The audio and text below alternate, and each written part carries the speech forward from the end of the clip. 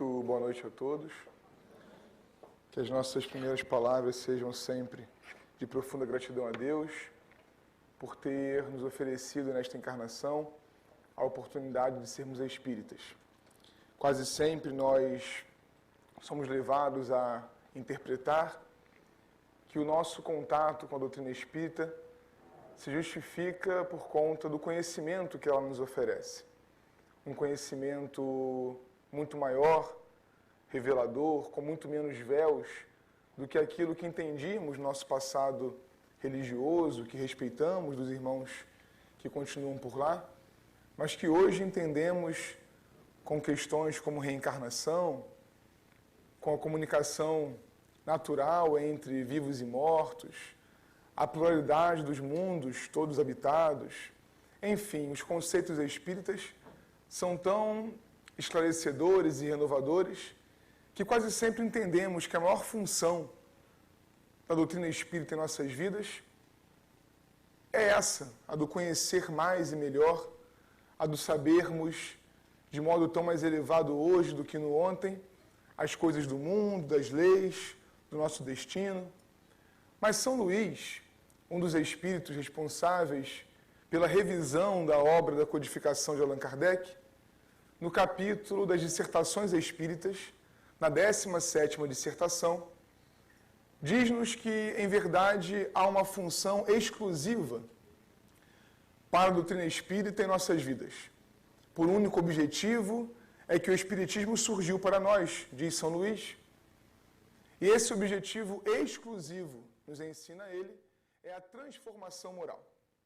De modo que vamos entendendo com a doutrina espírita que se o saber espírita, a cultura espírita, resolve em parte das nossas questões, se forem elas questões filosóficas, resolvem-nas todas. Por outro lado, só ter o conhecimento parece não dar conta da nossa vida futura.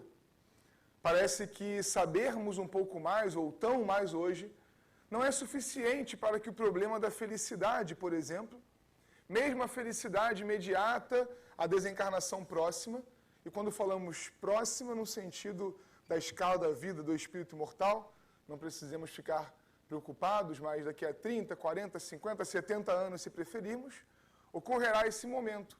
Seja essa felicidade ou infelicidade futura imediata, seja uma felicidade mais duradoura enquanto espíritos que somos, esse problema parece não se resolver em espiritismo pelo conhecer.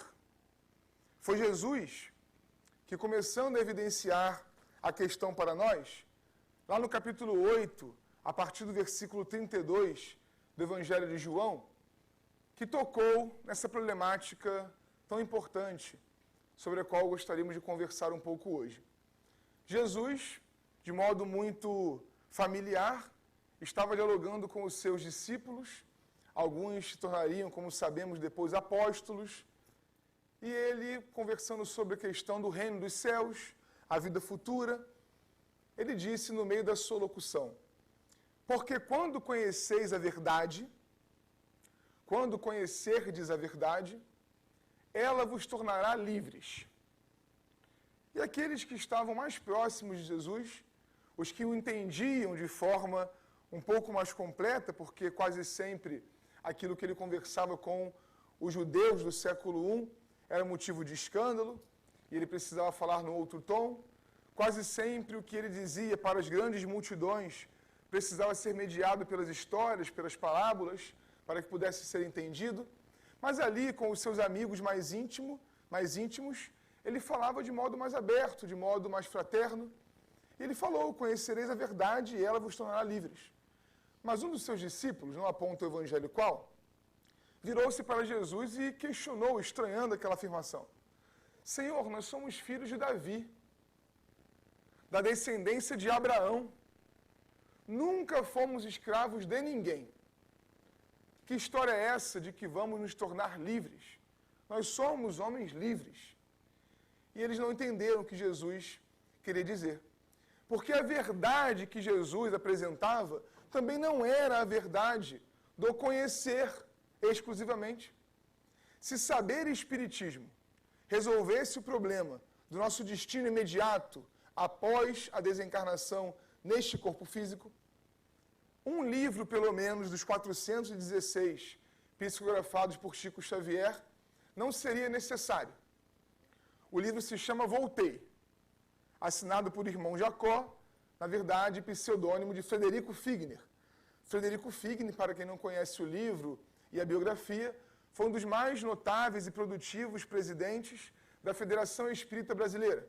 Não que o cargo signifique alguma coisa de garantia espiritual, mas falando em termos de saber espiritismo, ora, o homem presidiu a instituição que melhor representa o espiritismo em todo o mundo, a maior instituição espírita de todo o mundo.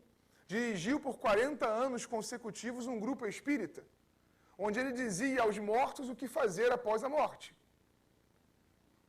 Trabalhava, do ponto de vista social, ininterruptamente. Subia as favelas cariocas aos domingos para fazer trabalho de caridade. Mantinha com dinheiro próprio mais de 50 centros espíritas que ele veio a fundar. Mais de 35 obras assistenciais à pobreza brasileira.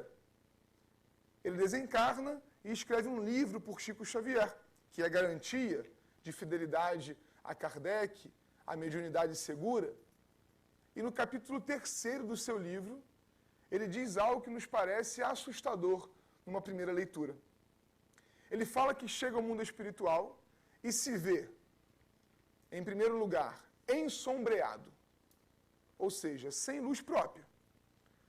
Percebe cada um emitindo a sua luz, aquilo que desenvolveu em termos de virtudes em si, que transcende agora do perispírito, iluminando uma certa região, e isso vai de acordo com cada um. E, em segundo lugar, descontextualizado. E ele explica: eu cheguei ao mundo espiritual e não sabia o que fazer, para onde ir, a quem me dirigir. Ele, que é encarnado, dizia aos desencarnados o que fazer, para onde ir, a quem se dirigir. Não sabia no mundo espiritual como se comportar. E se via absolutamente ensombreado. Se saber uma coisa resolvesse o nosso problema, não estaríamos tão mergulhados ainda nas incongruências, nas incoerências do nosso dia a dia. Eu me lembro que quando tinha 8 anos de idade, mais ou menos, a minha mãe, por força até do estímulo da casa espírita, nos levou ao consultório de um homeopata. Tínhamos uma bronquite crônica e ele era homeopata, percebia eu, interpretei eu que também é espírita, porque tinha ele no consultório, na parede do consultório, uma foto de Bezerra de Menezes. E ele era também pneumologista, por isso eu estava ali para tratar a bronquite. Mas me surpreendia na cabeça de criança, imaginem, chegar ao consultório dele e sempre, sem nenhuma exceção, encontrar à porta fumando um cigarro. Médico, pneumologista, homeopata, espírita, fumante. Porque saber que aquilo faz mal não é suficiente para que se evite o mal. Porque aquele mal, no geral, é um mal. Eu oferecia, estou aqui a julgar e a adivinhar os porquês dele fumar, mas só pode ser algo parecido com isso. Eu oferecia um prazer que era tão grande aos sentidos físicos, um prazer sensorial imediato tão bom, uma sensação tão agradável ao seu cérebro, talvez dependente daquele elemento já, que ele não parava para pensar nos males, porque ninguém melhor do que um pneumologista para saber os problemas da nicotina, por exemplo. Mas saber nem sempre tem resolvido as nossas questões. E aqueles discípulos de Jesus entenderam num primeiro momento que ele falava sobre a liberdade imediata do hoje, de agora. Ora, eu sou livre, ainda mais eu que te sigo, mestre. Eu sei tudo o que preciso fazer para ser feliz, por exemplo, para ganhar a vida eterna, o reino dos céus. Mas se ele dizia, quando conhecerdes a verdade, vos tornará livres, é porque provavelmente aqueles com os quais ele estava dialogando não eram pessoas livres ainda. Porque a liberdade para a doutrina espírita, segundo Emmanuel, inclusive, no livro Fonte Viva, só vem com a justiça perfeita. Diz Emmanuel, livre só o justo. Só aquele que tem plena consciência dos seus deveres. Só aquele que cumpre as leis de Deus, porque o livro dos Espíritos aponta. Só é possível ser feliz quando estamos de acordo com a lei de Deus. A dor, o sofrimento, nada mais são do que um aviso da lei de Deus de que tomamos um desvio, um atalho que às vezes, do ponto de vista material, vai até nos oferecer prazer também, como o fumo lá do meu médico, mas que, no final da jornada, nos distanciará da felicidade. Então Deus nos cutuca com uma dor para que possamos nos reaprumar e enxergar de volta o caminho da felicidade. E aí nós podemos nos questionar, ora, mas isso não é liberdade? Eu só tenho liberdade para escolher o caminho da lei de Deus, porque fomos criados por Deus para sermos felizes, para sermos plenamente felizes.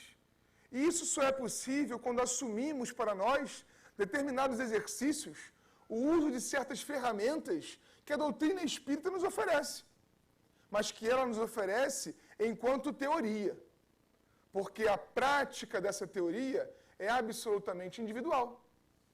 Ao contrário das religiões clássicas, a doutrina espírita não é somente uma religião por isso mesmo, ela não pode nos garantir felicidade futura. Ela não pode nos dar certeza do nosso destino, porque ao contrário daquilo que as ciências orientalistas, as filosofias orientalistas nos apontam e que respeitamos também, o Espiritismo pensa que o destino é uma construção individual, do hoje, e não está escrito nas estrelas. Não acreditamos nós espíritas, não entendemos assim, como por exemplo o Maktub de alguns escritores respeitáveis, não está tudo definido para a nossa vida. Ao contrário, Allan Kardec anuncia em A Gênese, os milagres, as predições segundo o Espiritismo, que para Deus, o passado e o futuro são um grande presente. Para Deus, o passado e o futuro são um grande presente. E Kardec usa uma imagem maravilhosa. Ele diz que Deus está no alto da mais alta montanha. E ele faz uma comparação. Para aquele viajante que percorre uma estrada no fundo de um vale, aquela área mais baixa entre duas montanhas, aquele que viaja pelo fundo do vale e que acabou de deixar no passado do dia de ontem um determinado obstáculo vencido e que está agora passando por uma ponte, é observado por um outro homem que está no topo da montanha. E para aquele homem que está no topo da montanha, tanto o obstáculo de ontem, quanto a ponte de hoje, e também aquele perigo que virá no dia de amanhã, são vistos no mesmo ângulo. Ele observa o passado, o presente e o futuro daquele que viaja pelo vale num relance. Deus nos observa do alto e não está se importando com os pequenos equívocos do hoje. Para Deus a questão é a nossa felicidade. O problema do destino humano é responder a essa pergunta: onde está a felicidade? Porque quase sempre mergulhamos no corpo físico e nos enganamos com esses prazeres sensoriais, acreditando que a felicidade está aqui. Acreditando que o presente material, divino, natural, não há nenhum problema com as questões da matéria que nos oferecem prazer. O problema está no uso que fazemos desses prazeres, que quase sempre vão nos tornando cegos para a nossa natureza espiritual. E tem um momento que eu não consigo mais me ver como espírito e acho que sou só corpo.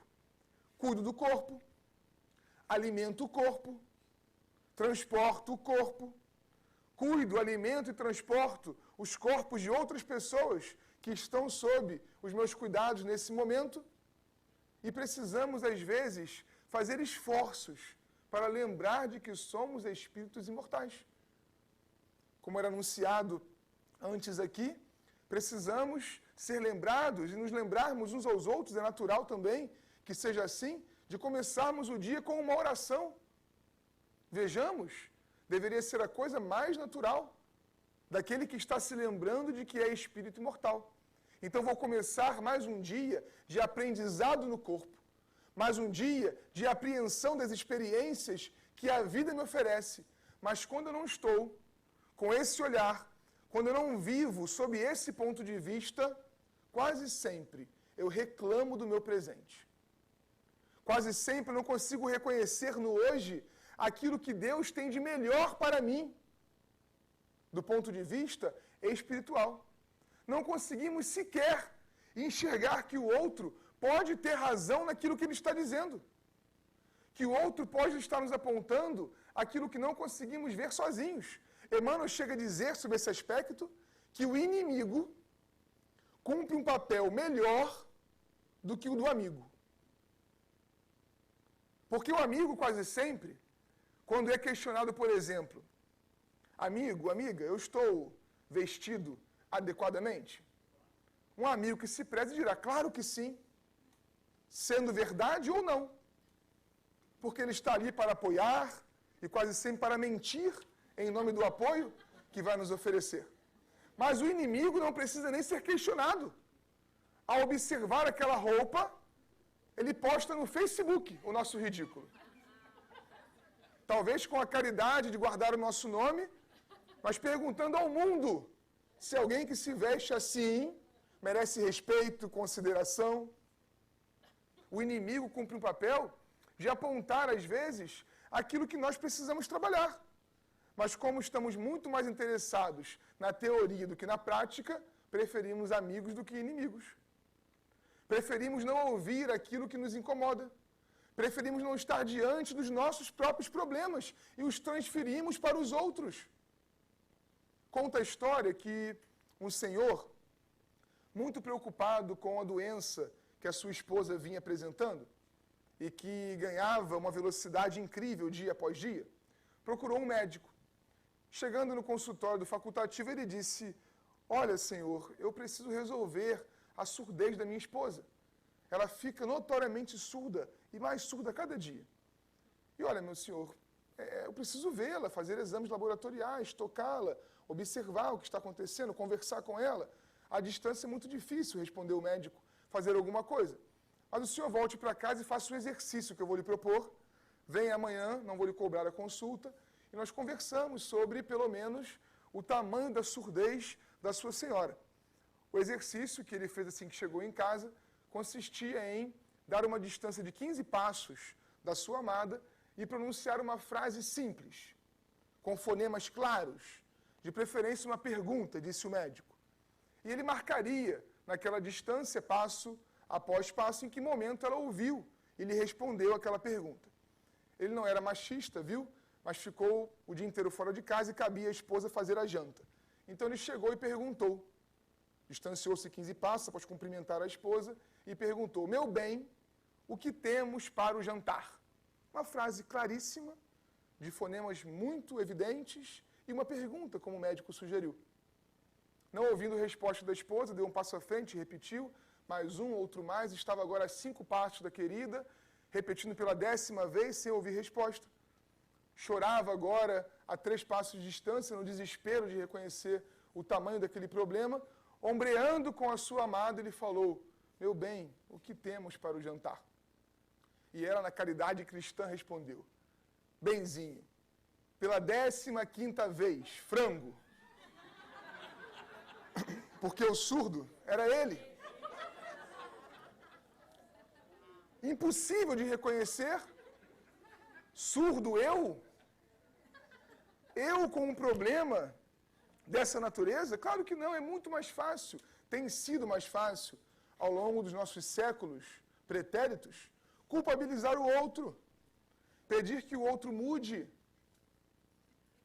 deixar que o outro faça os esforços para realizar a mudança do planeta. E nós preferimos dizer, porque eu sou assim mesmo. Não somos assim.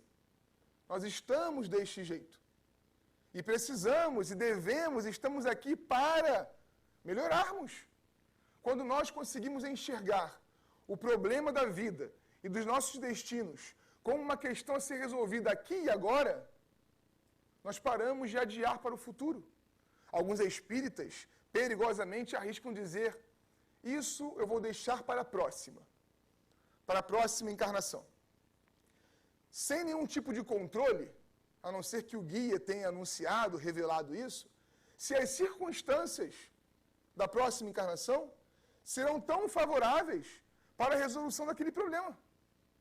Porque mesmo acreditando que a minha vida não está muito bem, porque sempre temos do que reclamar, nós vivemos, segundo a informação espírita, aquele cenário que é o melhor para o nosso desenvolvimento sobre aquele aspecto. Então eu posso deixar para o dia de amanhã e de repente me ver numa contingência social, familiar, de doença do corpo físico, sei lá, uma contingência que me impeça de desenvolver aquilo ali. Porque planejamento reencarnatório, meus irmãos, não acontece só no mundo espiritual, conforme ensinou André Luiz em Missionários da Luz. Ele começa no mundo espiritual e as escolhas continuam a acontecer aqui, depois de encarnados. Há um caso interessantíssimo de André Luiz também, no livro Os Mensageiros, o segundo livro da coleção A Vida no Mundo Espiritual, que é intitulado, inclusive, no capítulo que trata do tema, A Queda de Otávio. Otávio era alguém que precisava reencarnar com a missão da mediunidade. Era a trilha central da sua encarnação. Ele precisaria dar conta da mediunidade e estava se programando, se planejando, estava avaliando todas as circunstâncias mais favoráveis dentro de uma instituição no mundo espiritual, chamado Os Mensageiros, onde ele, então, planejava item a item da sua vida para cumprir aquela missão. E nos instantes finais em que ele deveria aprontar o mapa geral da encarnação, onde colocamos mais ou menos aquelas grandes coisas que precisam se dar para o nosso benefício e progresso, ele conversava com o guia. E o guia apresentava a ele: Otávio, família será um problema na sua vida. Por exemplo, pelo tamanho da dedicação que você precisará dar à mediunidade, você não pode se casar. Casamento não está nos seus planos. Não que seja inconciliável com a mediunidade, mas o tamanho do problema que o Otávio precisava resolver lhe indispunha para aquela circunstância, o casamento. Os seus pais também não serão as criaturas mais afáveis e nem lhe apontarão os melhores caminhos. Você tem débitos com esses espíritos e reencarnará numa circunstância familiar complicada também. Inclusive ficará órfão de mãe muito cedo. Economicamente também vai ser difícil. Você precisa passar, está ficando complicado, né? Você precisa passar por certas dores. Aí vocês verão como que foi bem pago esse planejamento. Você passará por certas dores e precisará lutar pela sobrevivência. Com facilidades, você esquecerá da mediunidade. Não também que seja uma regra geral, riqueza inconciliável com mediunidade, com trabalho no bem, mas já dizia Jesus, é mais fácil passar o camelo pelo buraco da agulha. Mas, e os espíritos sempre nos guardam um mais, reencarnarão junto com você, 6 benfeitores, que vão te dar o suporte para que a sua encarnação funcione bem. Não era bem o pai e a mãe, não seria uma esposa que ele não teria, não seria na facilidade da vida econômica, mas ele reencarnaria ao lado de 6 benfeitores daquela colônia que se apresentariam no momento da vida de Otávio para que ele pudesse então dar conta do seu destino no corpo físico, naquela encarnação. Otávio reencarna, tem logo a perda da mãezinha, o seu pai casa-se pela segunda vez, tem outros filhos, ele não tem uma relação tão boa com a madrasta, na adolescência, aquela rebeldia só, ele acaba buscando ajuda em outros momentos, em outros lugares, em outros lares, fica fora de casa um pouco, até que um tio distante lhe apresenta a casa espírita. E ele percebe que muitos dos problemas que ele vivia tinham a ver com a mediunidade, com a percepção do mundo espiritual. Um espírito, através de um médium seguro, lhe diz das suas questões mediúnicas, da missão que ele precisava desempenhar, relembrando-lhe aquilo que ele planejou no mundo espiritual. Ele sai dali com um pouco de dúvida se aquilo era verdade, se existia aquilo tudo, vejamos, né? Alguém que ficou no mundo espiritual anos a fio, estudando sobre mediunidade. Quando está no corpo físico, a coisa é tão complicada que ele duvidou se existia espírito. Saiu dali em dúvida se voltava ou não, nunca mais voltou. Até que nas suas lutas e buscas, ele foi ao consultório de um médico. Aquele médico, infelizmente, lhe indicou que ele precisava de uma prática sexual efetiva. Ele estava com um problema de hormônios.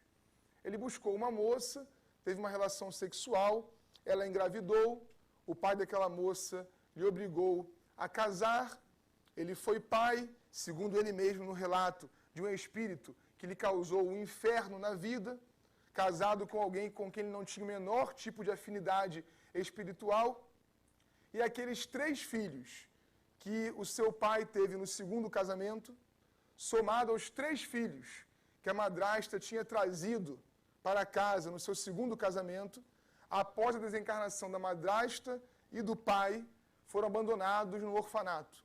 Os 6 benfeitores de quem deveria estar cuidando enquanto irmãozinhos e que lhe dariam o suporte, a segurança para uma vida na mediunidade.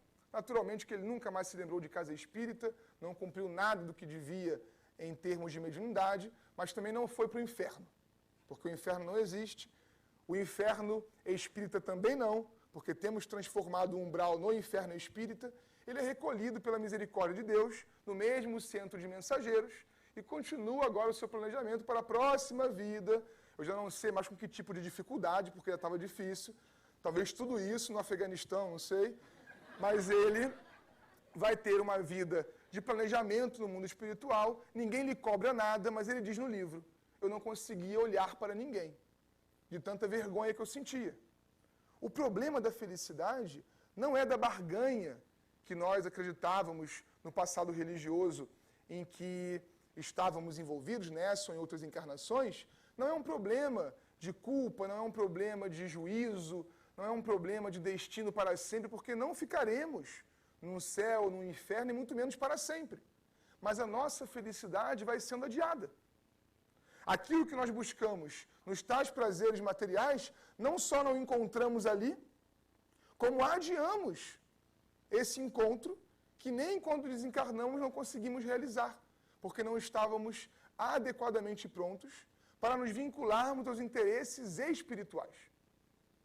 Esse tema, ele é de uma abordagem que estamos mesclando nas obras de Leon Denis, que até no ano passado, quando tivemos aqui, viemos divulgar, e esse livro que particularmente dá a introdução a esse tema, O Problema do Ser e do Destino, né, muito conhecido e disponível inclusive na internet.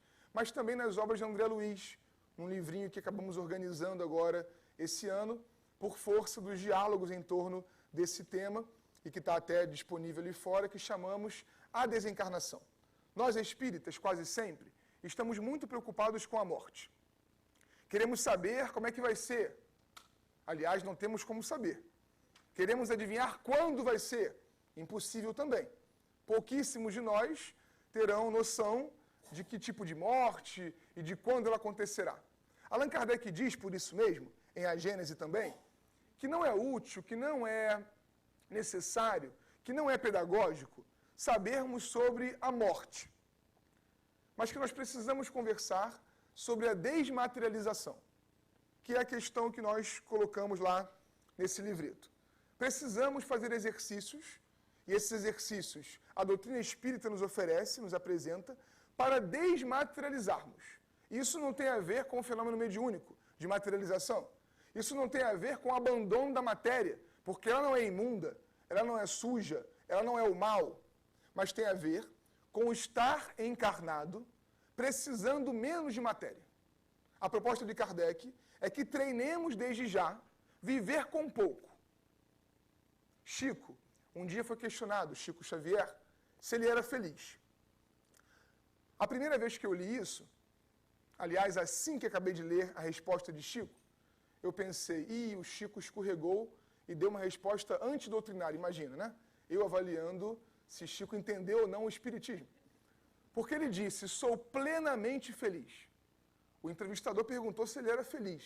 Ele disse, plenamente feliz. Eu pensei, ora, plenamente feliz neste mundo?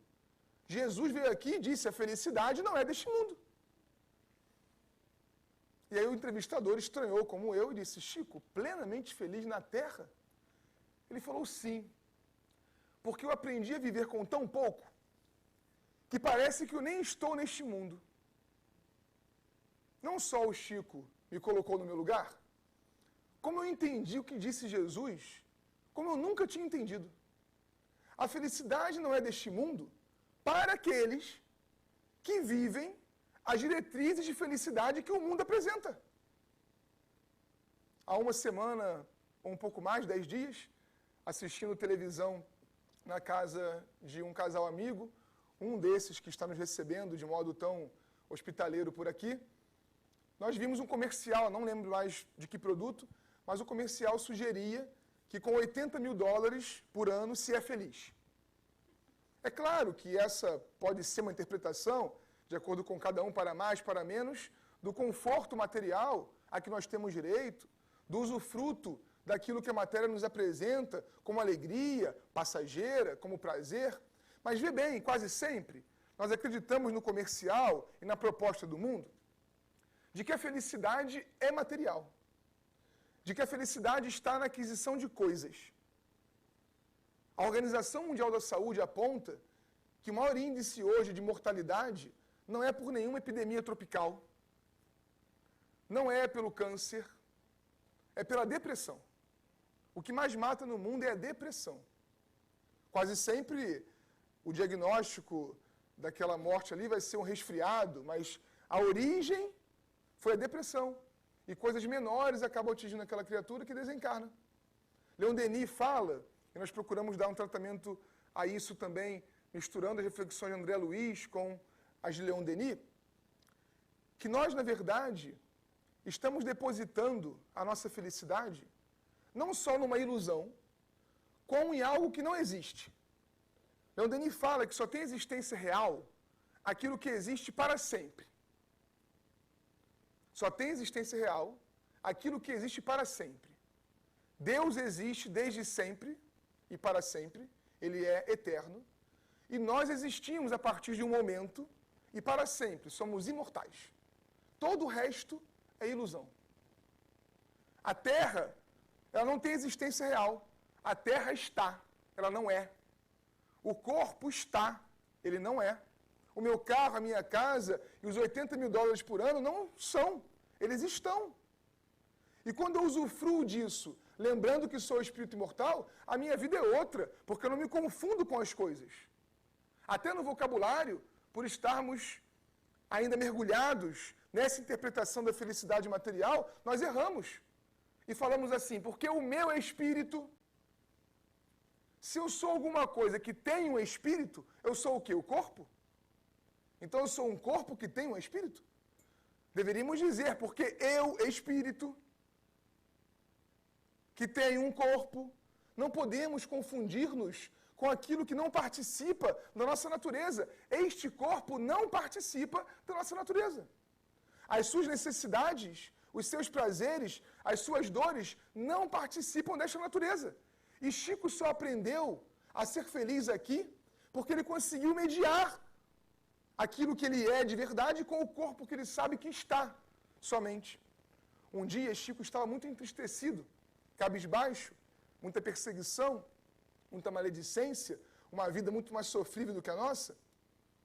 E Emmanuel apareceu-lhe e disse, Chico, por que choras? Ele falou, olha, Emmanuel, não vês as perseguições, o disse-me-disse em torno do meu nome, as traições? Eu sofro, e eu choro porque eu sofro. Falou ele indignado com Emmanuel. Tem mais, Emmanuel? Eu quero uma solução para isso. E quero uma resposta de Maria. Chico foi abusado, mas ele podia ser abusado. Emmanuel falou, Chico, o que você me pede é muito complicado, mas eu vou tentar. Está em Ramiro Gama, lindos casos de Chico Xavier. Emmanuel foi-se, Chico ficou mais felizinho pela possibilidade daquela resposta, levantou a cabeça e foi trabalhar. O que Emmanuel queria acabou acontecendo. Trabalhou por 1 mês, 2 meses, 3 meses, Emmanuel vinha para os trabalhos, ia embora e não comentava sobre a questão da sua solicitação. 6 meses se passaram e ele perguntou, Emmanuel, nada de resposta? Ora, Chico, você pediu alto, espere. 1 ano depois, Emmanuel se apresentou num dia à noite, após o culto no lar de Chico, e falou, Chico, eu trouxe a resposta. Maria ouviu a sua prece e lhe deu uma recomendação. Mas eu desconfio de que você não vai gostar. Falou, que isso, Emmanuel? Claro que eu vou gostar. Maria, a mãe de Jesus, um espírito como nós conhecemos pela obra de Ivone Pereira, que cuida dos sofredores no mundo espiritual, o que ela disser será a regra. Então anote, Chico, Aliás, não precisa anotar porque é muito pequeno. Grave. Tudo passa. Mas, Emmanuel, um ano para míseras 9 letras. Ela pede que você anote isso numa plaqueta e coloque no pé da sua cama. Para ao acordar e dormir, você lembrar que tudo passa. Chico se resignou, se era aquilo, ele tinha que ficar feliz. Escreveu Tudo Passa, passaram mais alguns meses, e um dia Chico recebeu de improviso, sem nem imaginar que aquilo poderia acontecer, um caminhão de comida para o trabalho com a pobreza. Tinha de tudo ali, cestas básicas que ele não conseguia nem contar, e ele literalmente, diz Ramiro Gama, saltitava por Uberaba, feliz com aquilo. Emmanuel aparece e pergunta, Chico, por que essa felicidade toda? Ele fala, ora, Emmanuel, você não está vendo um caminhão de comida? Chico, tudo passa. Até aquilo que nos emociona e que parece a melhor coisa do mundo, se é material, não pode ser o nosso significado de felicidade. O controle daquilo que o outro está fazendo da sua vida, mesmo que me afete, não pode ser o padrão de felicidade. Imagina se nós temos controle sobre aquilo que o outro faz da sua vida. Num grupo de quinta-feira à noite, em que nos reunimos para estudar as obras de André Luiz, e que foi dali, inclusive, que veio o livro que organizamos, uma companheira que tem muita dificuldade em casa, porque o seu esposo não compreende a sua escolha pela doutrina espírita, e a persegue mesmo, quase sempre cria obstáculos para que ela vá ao centro espírita. E naquele dia ela chegou, o que já era diferente, porque nem sempre ela conseguia estar, e chegou muito feliz, com um sorriso de orelha a orelha. Nós ficamos também muito felizes, porque ela tinha conseguido ir e estava muito alegre.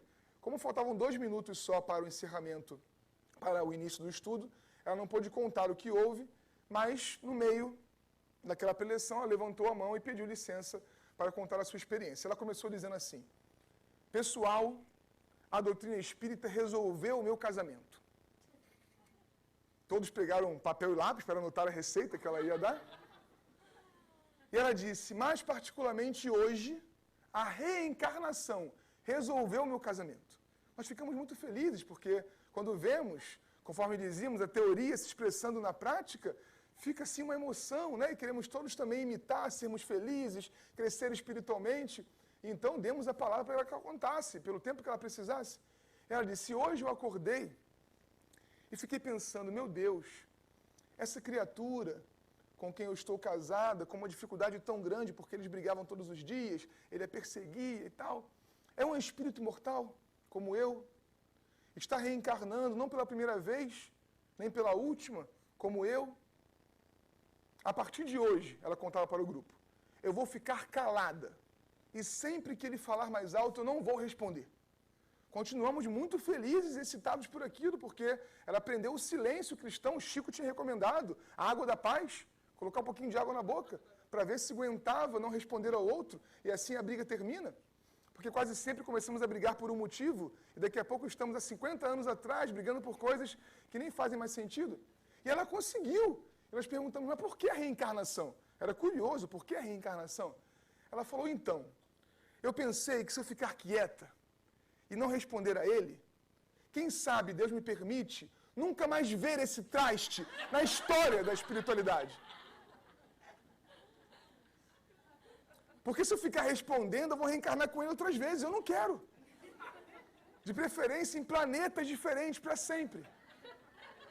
E aí nós murchamos, né? Nesse momento. Porque ela não tinha entendido. E precisamos até dar ela um recado importante em nome do Espiritismo. E dissemos, olha, se você fizer assim, sentindo desse jeito, aí mesmo que vai reencarnar para sempre com ele. Porque não tem a ver com a aparência, com aquilo que eu consigo com muito esforço fingir, mas com aquilo que está acontecendo dentro de mim. Porque Frederico Figner, sem querer contar a história do livro, para aqueles que não leram, uma leitura que vale muito a pena para nós espíritas, sobretudo, para descermos do nosso salto, inclusive, lá pelo final do livro, ele vai dizer que foi daquele jeito, ensombreado e descontextualizado, foi daquele jeito, porque tudo quanto fiz foi sem sentir. Isso é muito grave. Porque nós aqui nos somaremos em currículo espírita de 15 encarnações e não alcançaremos tudo que ele fez. E ele diz, tudo que eu fiz foi sem sentir. Porque dá para fazer até a caridade só por dever. É claro que já é um passo, quando eu ofereço ao outro aquilo que ele está precisando, mesmo sem ter uma relação direta com ele, só porque eu reconheci que ele é meu irmão em Deus, já é muito mais do que ficar na inércia. Mas isso não é a caridade ainda, segundo ensinou Jesus. Porque eu estou fazendo por obrigação. Eu estou fazendo por dever. E não porque o meu sentimento já percebeu a necessidade de olhar o outro como irmão de verdade.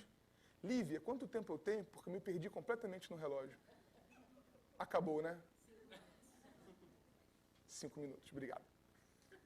Porque nós quase sempre temos muita dificuldade em enxergar a diferença entre as nossas ações e o nosso sentimento. A doutrina nos ensina a nos preocuparmos com o nosso sentimento.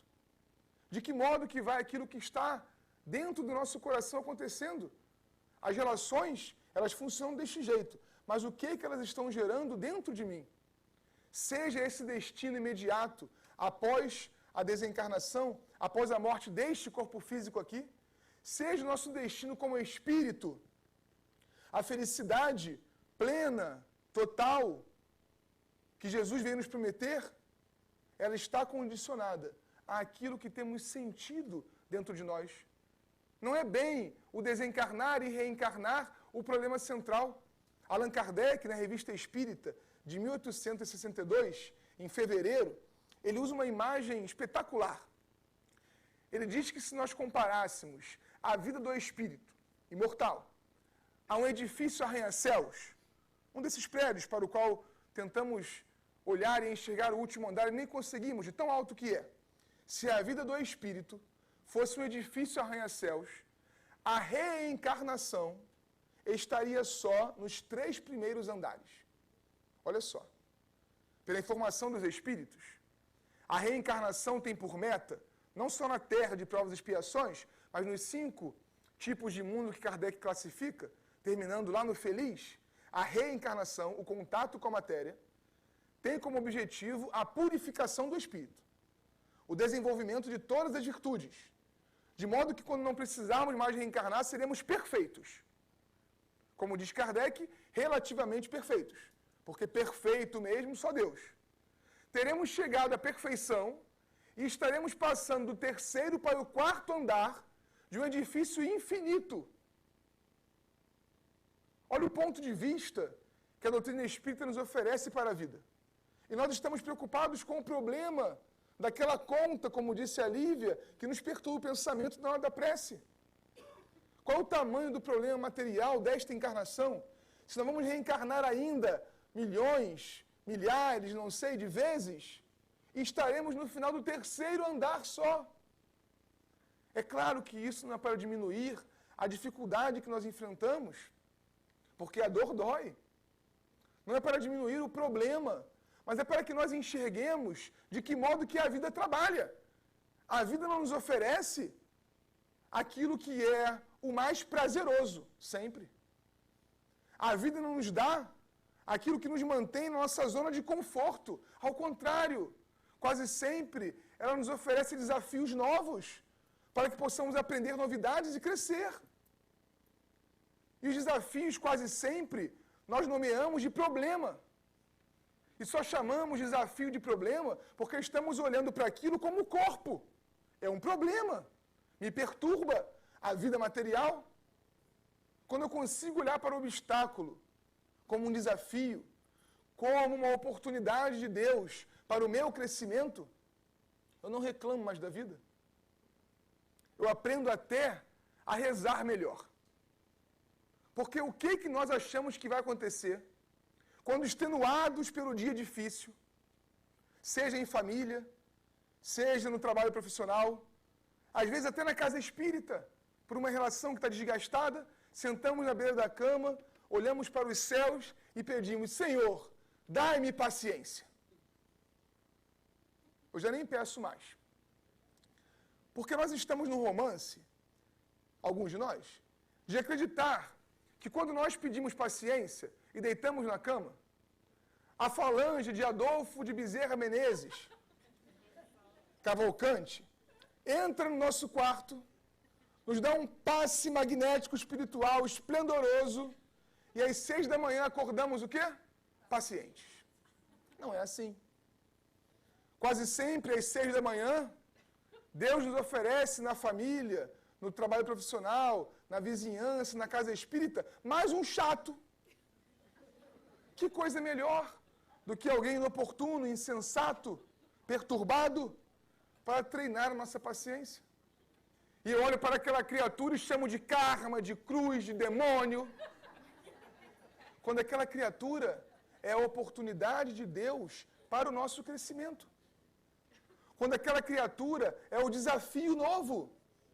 Não conseguiremos dialogar com aquele desafio sorrindo sempre. E não é isso que Deus pede de nós. Mas que nós, pelo menos, não reclamemos daquela situação.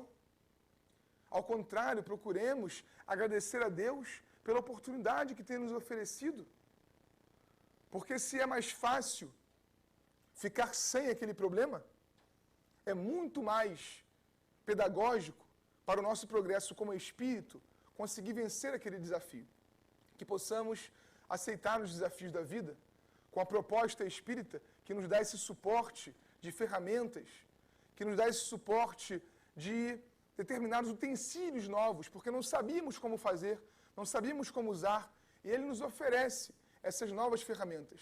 Caminhar para o progresso espiritual, nos aproximar dos guias espirituais que estão conosco sempre. E agradecidos por essa presença, conseguimos levantar a cada dia com a certeza de que podemos ser melhores hoje do que fomos ontem, para que possamos realmente progredir como espíritos imortais.